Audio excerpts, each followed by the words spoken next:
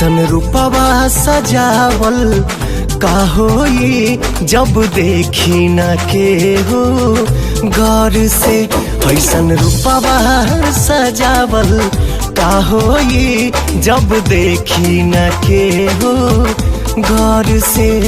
जब देखल चाही तू करेलू नहीं, मन गुजरेला गजबे दौर से। तू हर कजरा लगावल का होई जब देखी न के हो गौर से। ऐसन रूपवा सजावल का होई जब देखी न के हो गौर से।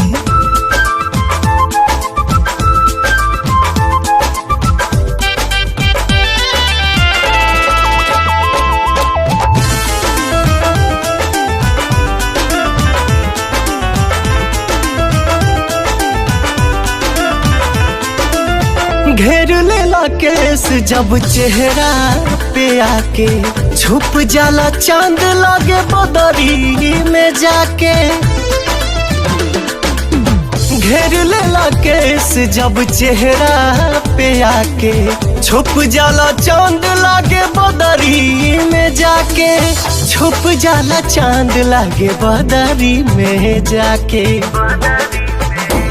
ताकदा हमरी ओर जानी करा इग्नोर, दिल धड़काता बहुत जोर से। हई गजरा लगावल का होई जब देखी न के हो गौर से। ऐसन रूपवा सजावल का होई जब देखी न के हो गौर से।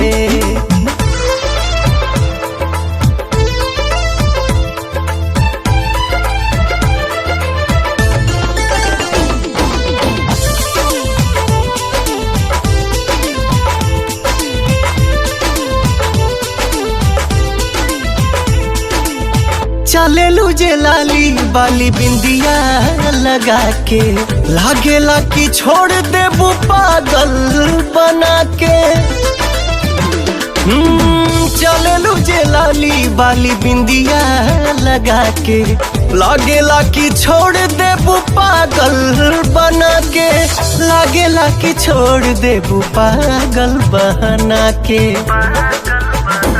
तुम्हारे खातिर यार हम बानी कुंवर, कब देखी न के हुआ और के। सारा सौदा बनावल का होई जब देखी न के हो गौर से।